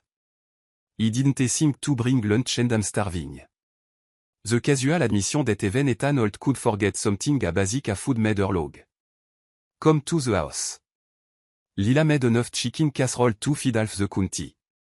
They walked side by side towards the farmhouse close but not touching both. Acutely aware of the workers scattered across the property. Their relationship remained private for now. A fragile new growth. They were protecting from outside scrutiny. Inside the kitchen they found Henry Carter sitting at the table. Pouring over the farm's financial record despite doctor's order to rest. Dad. Serena chided gently. You're supposed to be taking it easy. Henry looked up his weathered face. Brightening at the sight of his daughter, then growing more reserved, I noticed Ethan. Together accepted the business arrangement. Henry remained wary of the city executive who had taken such an interest in their farm. And Henry suspected in his daughter. Monsieur Holt acknowledged with a no. Come to check on your investment. Just visiting, Ethan replied easily. Seemingly unfazed by the old man's coolness. And hoping to steal some of that casserole I've heard so much about. Lila bustled in from the pantry, breaking the tension with her cheerful presence. You're just in time. He was about to call Serena in for lunch anyway. The meal that followed was a study in contrast. Lila chattering happily about the farm improvement, Henry watching. Ethan with cautious assessment and Serena cocked between them. Hyper aware of Ethan's presence, Buzzider at the table. That had been her family's gathering place for generations. These methods you're implementing, Henry said. Suddenly addressing Ethan directly. They're really Serena's research, aren't they? Note some corporate technique Holt Industry developed. Ethan set down his fork. Meeting the old man's gas with respect. Absolutely. He recognized the genius of her approach immediately. All he did was provide resource to implement what she'd already created. Henriette's expression softened slightly. She always was the smartest of my children even a little girl. Always asking why we did things certain way. Always looking for better methods. Dad Serena protested embarrassed. It's true Henry continued his voice gruff with pride. Got her mother's brain in my stubbornness. Dangerous combination. Ethan smiled his eyes finding Serena's across the table. I've noticed both quality. Their kid compelling. The loaded word in the air charged with meaning beyond professional admiration. Lila's gaze darted between them. A knowing smile playing on her lips while Henriette's eyes narrowed slightly. Before the moment could grow more awkward. A loud knock came at the door. One of the field engineers stood on the porch thought. Despite the fact that it hadn't yet started raining. Miss Carter Mister. Halt the creek's rising fast. Something must have broken upstream. We need to move the equipment to high ground immediately. The leisurely lunch forgotten. Everyone sprang into action. Despite his weekend condition. Henry insisted on helping coordinate from the house using his lifetime of knowledge about the farm's topography. To direct workers to the most vulnerable area. Outside the sky had darkened to an ominous greenish-black wind. Whipping through the trees with increasing fury. Serena and Ethan raced to the fields where workers scrambled to secure equipment. And protect freshly installed irrigation system. The eastern field is the lowest point Serena shooted over the rising wind. If the creek overflow ETS banks. I'll take a team there. Ethan called back. You focus on the seedling we just planted. Serena wanted to argue the eastern field was the most dangerous area if flooding occurred. But there wasn't a time. With a quick no she gathered several workers. And headed for the vulnerable seedling bed they just established the day before. For the next 2 hours they worked against the clock and the element. The rain when it finally came didn't start gradually. But dropped like a wall of water drenching everyone within seconds. Thunder cracked overhead lightning illuminating the darkened landscape. In stark flash that revealed churning clouds and bending trees. By the time Serena had secured tarp over the most vulnerable seedling. Her clothes were plastered to her skin. And mud caked her boots making each step a supreme effort. As she directed the last of her team towards the barn for shelter. She realized she hadn't seen Ethan in over an hour. Panic clawed at her throat. The eastern field. The creek. Fighting against the wind and driving grain. Serena made her way towards the lowest part of the property. The normally placid creek had transformed into a roaring torrent. ETS banks already overflowed in several places. Through sheets of rain she could make out figures struggling with sandbags. Trying to divert the water from the fields. And there was Ethan. In the midst of it all soaked to the skin. His expensive shirt. Torn mud. Streaking his face I worked alongside the farmer. I fed on physical labor all his life. Ethan she called. But the wind snatched her voice away. As she watched in horror. One of the sandbag barriers gave way under the pressure of the surging water. Ethan standing too close was knocked off his feet by the sudden rush. For one terrifying moment. Serena lost sight of him in the muddy torrent. Ethan. She screamed racing towards the flood without thought for her own safety. He surfaced a few yards downstream.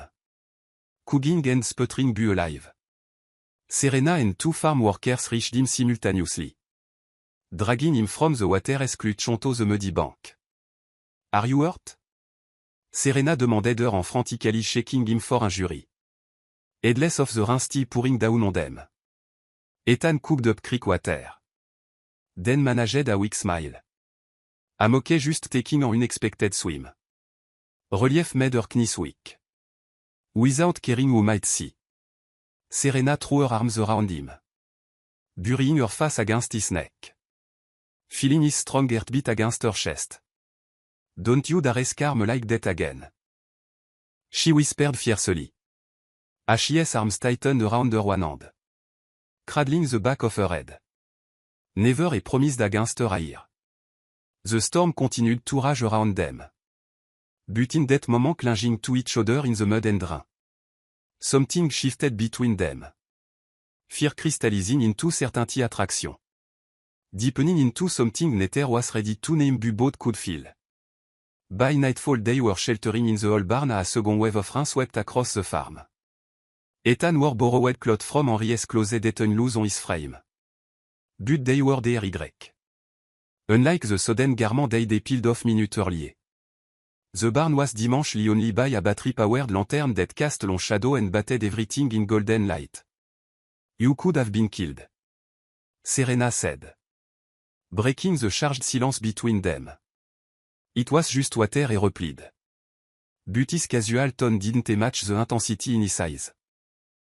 It was a flash flood. Serena corrected, moving closer to him. People de Alice? Ethan reached for her and gently pulling her to stand before him. I'm fine, Serena. We saved what we could. The rest can be repaired or replanted. That is not the point. Her voice trembled slightly. You were out there like it was your own farm. Like it mattered to you personally. It does. His thumb traced circling the back of her hand. His gaze never leaving her. Because it matters to you. The simple déclaration ended her completely. Serena's last defense crumbled. As she leaned down, capturing his mouth with her in a kiss that spoke of fear and relief. And something far deeper that neither had yet named. What began a comfort quickly ignited into passion. Ethan pulled her closer until she straddled his lap in the hay. Their body remembering the connection they shared that night in her lab, his and slid beneath her borrowed flannel shirt. Finding warm skin still damp from the rain. While his mood traced a burning path down her throat. He was so scared. Serena confessed against his ear. Her fingers tangled in his hair when he couldn't see you in the water. Ethan pulled back slightly, cradling her face between his palms. I'm falling in love with you, Serena Carter. He said the word simple and devastatingly honest. I think he have been since that first day in the cafe. Serena's had seemed to stop. Then race forward at twice its normal speed. Ethan, she began but et interrupted gently. You don't have to say anything. I just needed you to know. After today, after nearly being swept away. He realized life is too short for half-truth and waiting for perfect moment. Instead of answering with words, Serena kissed him again. Pouring all her complicated feeling into the connection between them. Their bodies spoke what their voices could not yet fully articulate. Finding in each other shelter from the storm. Raging both outside and within their hearts. Latte a daily entwined on a makeshift bed of a handle blanket. Ethan traced lazy pattern on her bare shoulder. I've never felt this way, he admitted quietly. Like he found something he didn't even know he was missing. Serena smiled against his chest. Listening to the steady rhythm of his heartbeat. A country girl and a suyo. Who would have thought Ethan's arms tightened around her? He don't care about any of that. Suyo, farmer, city, country. None of it matters. Just you, just us a drum on the barn roof and lightning occasionally illuminated their sanctuary. Serena allowed herself to believe him. To believe in the possibility of a future where their worlds could merge. Where the barrier between them might not be insurmountable. I love you too, she whispered, the words slipping out naturally a breathing. He tried not to be idle. His answering kiss was gentle revere. A promise sealed in the night as the storm raged on. Chapter 9. Two worlds. The morning after the storm dawned, clear and brilliant sunlight streaming through the barn's weathered bore in golden shaft. Serena woke rapid in Ethan's arms. Leur corps était blottis l'un contre l'autre sur ce lit improvisé fait de foin et de couverture. Pendant un instant, elle se contenta de le regarder dormir. Son visage était détendu, rajeuni, libéré du fardeau de ses responsabilités d'entreprise. La nuit précédente, ils avaient franchi un seuil ensemble. Et pas seulement physiquement. Certes, leur étreinte avait été tour à tour passionnée et tendre. Mais non, le véritable franchissement s'était joué dans les mots qu'ils avaient enfin prononcés à voix haute. Amour. Un mot simple, mais aux implications si complexes pour deux personnes issues de mondes si différents. Ethan remua, ses paupières papillonnèrent avant de révéler son regard posé sur elle. Un sourire lent s'étira sur ses lèvres tandis qu'il écartait une mèche de cheveux de la joue de la jeune femme. « Bonjour », murmura-t-il d'une voix rauque de sommeil. « Bonjour », répondit-elle, soudain timide malgré leur intimité de la veille. Les doigts d'Ethan tracèrent la courbe de sa mâchoire. « Des regrets ? » « Non, » dit Serena honnêtement. « Je pensais juste à ce qui va se passer ensuite. » Avant qu'Ethan ne puisse répondre, des voix s'élevèrent de l'extérieur de la grange, le monde réel faisant irruption dans leur sanctuaire privé. « Serena, tu es là ?» C'était Lila, l'inquiétude perçant dans sa voix. Les équipes évaluent les dégâts de la tempête et ont besoin de directives. Ils s'habillèrent à la hâte, enfilant des vêtements empruntés encore humides de la veille, volant des baisers entre deux boutons et échangeant des sourires complices qui témoignaient de leur nouvelle entente. Lorsqu'ils émergèrent de la grange, le regard entendu de Lila fit rougir Serena. Mais l'heure n'était ni aux explications ni à l'embarras. La ferme avait survécu à la tempête mieux que prévu, grâce à la mise en œuvre rapide des contrôles d'inondation. Pourtant, il y avait des dégâts à réparer et du travail à accomplir. Ethan retroussa ses manches et plongea dans l'action aux côtés des autres. Son identité de grand patron semblait oubliée alors qu'il aidait à déblayer les débris et à sauver le matériel. En milieu d'après-midi, le téléphone de Serena vibra, des messages du conseil d'administration de Holt Industries. Des affaires urgentes requérant l'attention du PDG. Elle regarda Ethan s'éloigner pour passer des appels, sa posture changeant subtilement, sa voix adoptant ce ton autoritaire qu'elle reconnaissait des réunions du conseil.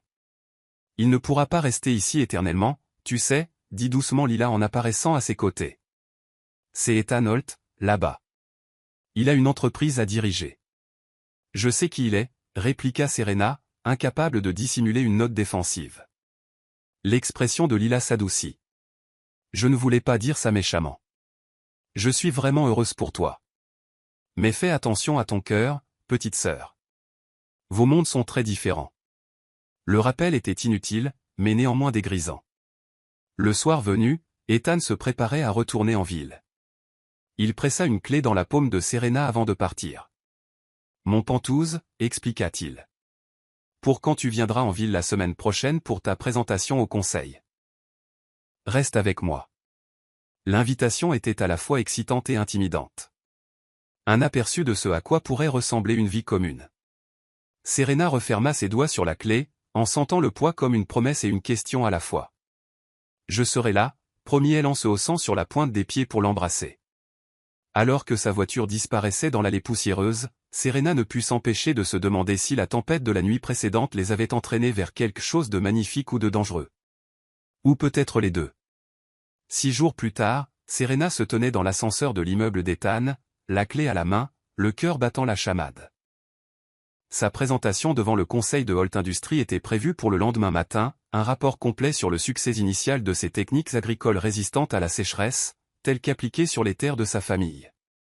La porte du Pantouse s'ouvrit pour révéler un espace à la fois luxueux et étonnamment chaleureux.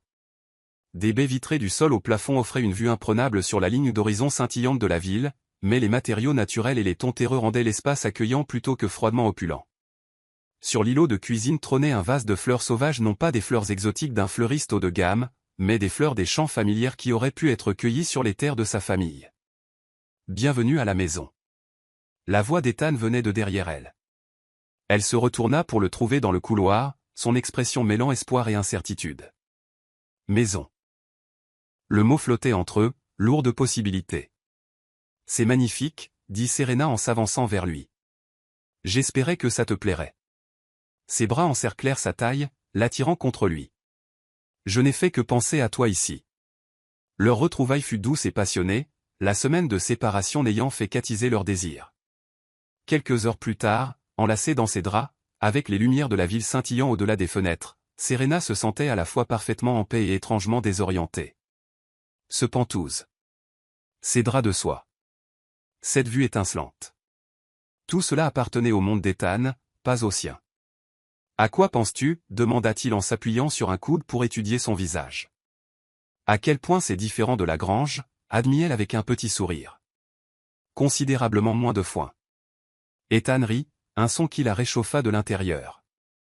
Je ne sais pas. J'ai trouvé ce foin étonnamment confortable. Son expression devint plus sérieuse. Est-ce que tout ça te dérange, fit-il en désignant le luxe environnant. Serena réfléchit honnêtement à la question. Pas dérangé, exactement. C'est juste. Ce n'est pas moi. Ce n'est pas d'où je viens. Ce ne sont que des objets, Serena. Sa main trouva la sienne sous les draps. Rien de tout cela ne compte comparé à ce que je ressens pour toi. Elle aurait voulu que ce soit aussi simple. Mais en sombrant dans le sommeil dans ses bras, Serena ne put s'empêcher de se demander si deux personnes issues de milieux aussi différents pouvaient vraiment construire une vie ensemble. Ou si ce n'était qu'une belle parenthèse vouée à se refermer lorsque la réalité reprendrait ses droits. Le matin apporta un nouveau défi. Alors que Serena s'habillait pour sa présentation, l'assistant d'Ethan appela pour l'informer que plusieurs membres clés du conseil avaient demandé un petit déjeuner privé au préalable. « Je suis désolé, dit-il en nouant sa cravate avec des gestes rodés. C'est probablement au sujet de l'expansion européenne. J'aurai fini avant ta présentation. C'est bon, l'assura Serena, bien que la déception vacillât en elle. Elle avait espéré sa présence rassurante pour se préparer. Seule dans son pantouse, Serena se sentit soudain déplacée parmi les meubles coûteux et les touches de designer. Elle s'approcha de la fenêtre, contemplant cette ville qui l'avait jadis intimidée, mais qui contenait désormais des morceaux de son cœur tant dans son travail chez Holt Industries que dans sa relation avec Ethan. Son téléphone vibra, un texto de Lila. Bonne chance pour aujourd'hui. Papa se vante déjà auprès des voisins de sa fille de génie qui fait une présentation à ses costards de la ville. On t'aime. Le message la recentra, rappelant à Serena qui elle était et d'où elle venait. Quoi qu'il arrive avec Ethan, quels que soient les défis posés par leurs origines différentes, elle restait Serena Carter. Fille de ferme. Scientifique agronome. Une femme de valeur à part entière. 3 heures plus tard, Serena se tenait devant le conseil d'administration de Holt Industries, présentant les données préliminaires de la ferme familiale. Les chiffres parlaient d'eux-mêmes, prévision de rendement en hausse, consommation d'eau réduite et santé des sols nettement améliorée. Ces techniques n'étaient plus seulement théoriques, elles faisaient leurs preuves en conditions réelles. Ces résultats sont impressionnants, Mademoiselle Carter, déclara Victoria Langlais, la doyenne du conseil. Si ces chiffres se confirment à grande échelle, Holt Industries pourrait révolutionner la durabilité agricole mondiale. La fierté gonfla la poitrine de Serena alors qu'elle répondait aux questions avec assurance. C'était son domaine. Sa passion. Sa contribution aux 2 mondes qu'elle habitait. Il reste une question, dit un autre membre du conseil, un homme aux cheveux argentés dont Serena ne se rappelait plus le nom. Pourquoi la ferme Carter spécifiquement? Il existe des exploitations plus grandes qui fourniraient des ensembles de données plus complets. Avant que Serena ne puisse répondre, Ethan intervint avec fluidité depuis sa place en bout de table. La ferme Carter offre des conditions de sol uniques, particulièrement difficiles pour les méthodes agricoles traditionnelles. Si nos techniques réussissent là-bas, elles réussiront partout. C'était une bonne réponse. Logique. Axée sur le business. Mais Serena remarqua les regards rapides échangés entre plusieurs membres du conseil. Le subtil haussement de sourcils. Il savait. Ou du moins, il soupçonnait que l'intérêt d'Ethan n'était pas purement professionnel. Alors que la réunion se concluait par l'approbation enthousiaste de la poursuite du financement, Serena rassembla ses documents, hyper consciente des chuchotements et des regards spéculatifs qui la suivaient. Une fois de plus, elle était l'étrangère. La fille de la campagne qui n'avait pas tout à fait sa place dans cet environnement d'entreprise épuré. Mademoiselle Carter. Serena se retourna pour trouver Victoria Langlais à ses côtés, élégante dans un tailleur qui coûtait probablement plus cher que toute la garde-robe de Serena. Votre présentation était excellente, dit la femme plus âgée. Bien que je doive dire que je suis curieuse de votre relation avec notre PDG. Serena se raidit. Mes recherches se suffisent à elles-mêmes, Mademoiselle Langlais. Bien sûr, convint Victoria doucement. Je n'aurais pas voté pour l'augmentation du financement sinon. Mais vous devez savoir que la position d'Ethan s'accompagne de certaines attentes. Les alliances familiales comptent dans notre monde. Des relations précédentes ont échoué sous une telle pression. L'avertissement était poli mais sans équivoque. Serena garda son calme avec effort. Merci de votre sollicitude, mais ma vie privée ne regarde que moi. Le sourire de Victoria n'atteignit pas ses yeux. Pour l'instant peut-être. Mais si les choses progressent entre vous et Ethan, cela deviendra aussi l'affaire du conseil. Les choix d'un PDG rejaillissent sur l'entreprise, après tout. La conversation laissa Serena ébranlée alors qu'elle se dirigeait vers le bureau d'Ethan. Leur monde n'était pas seulement différent, ils étaient, à certains égards, incompatibles. Elle aimait ses racines rurales, le travail honnête de la ferme, la communauté qu'il avait façonnée. Le monde d'Ethan était fait de salles de conseil et de décisions à $1 milliard, d'héritages familiaux et d'attentes corporatives. Ethan l'accueillit avec un sourire fier, ignorant son tourment intérieur. Tu as été brillante là-dedans. Le conseil est pleinement engagé à étendre ton programme. Victoria Langlais m'a parlé après, dit doucement Serena. À propos de nous. Le sourire d'Ethan s'effaça. Qu'a-t-elle dit? Essentiellement, que je ne suis pas le genre de femme qu'il faut pour le PDG de Holt Industries. Que ta position implique des attentes concernant les partenaires, convenables. La colère traversa les traits d'Ethan. Ce n'est pas sa place de dire ça. Mais elle n'a pas tort, n'est-ce pas? L'interrompit doucement Serena. Ton monde a des règles. Des attentes que le mien n'a jamais eu à considérer. Ethan traversa le bureau pour lui prendre les mains. Rien de tout cela ne compte pour moi, Serena. Je t'aime. On trouvera une solution ensemble. Sa conviction était touchante, sa foi en leur amour absolu. Mais alors qu'il quittait l'immeuble ce soir-là, Ethan saluant les agents de sécurité qui le connaissaient par son nom et les associés qui le saluaient avec déférence, Serena sentit le gouffre entre leurs mondes plus cruellement que jamais. Cette nuit-là, dans son Penthouse, leur étreinte eut un côté désespéré, comme s'ils essayaient tous deux de combler la distance invisible qui se creusait entre eux. Plus tard, allongée dans ses bras, Serena exprima la peur qui avait grandi en elle toute la journée. Et si l'amour ne suffisait pas? Chuchota-t-elle contre son torse. Et si nos mondes étaient trop différents? Les bras d'Ethan se resserrèrent autour d'elle. Alors nous créerons notre propre monde, répondit-il, la voix féroce de détermination. Un monde où nous avons tous les deux notre place. Mais alors que Serena glissait vers le sommeil, l'avertissement de Victoria Langlais résonnait dans son esprit. L'amour triomphait peut-être de tout dans les contes de fées, mais dans la réalité, il devait lutter contre les attentes familiales, la politique d'entreprise et les habitudes profondément ancrées de deux personnes issues de milieux opposés. Demain, elle retournerait à la ferme familiale pour continuer à superviser le programme agricole. Ethan resterait en ville à diriger son empire. Et il continuerait d'essayer de jeter un pont entre leurs mondes, incertain de savoir s'il pourrait supporter le poids de leurs différences. Chapitre 10, douce moisson de l'amour. Le coucher de soleil d'automne projetait une lumière dorée sur la ferme de la famille Carter. Serena se tenait à la lisière du champ-haie, presse-papier en main, observant la dernière récolte de leur première saison utilisant ses méthodes innovantes. Les résultats avaient dépassé ses projections les plus optimistes, 40% de rendement en plus, avec 30% d'eau en moins. 3 mois s'étaient écoulés depuis sa présentation au conseil de Holt Industries. 3 mois à partager son temps entre la ferme et la ville, entre sa famille et Ethan, entre ses racines rurales et le monde de l'entreprise dont elle faisait de plus en plus partie.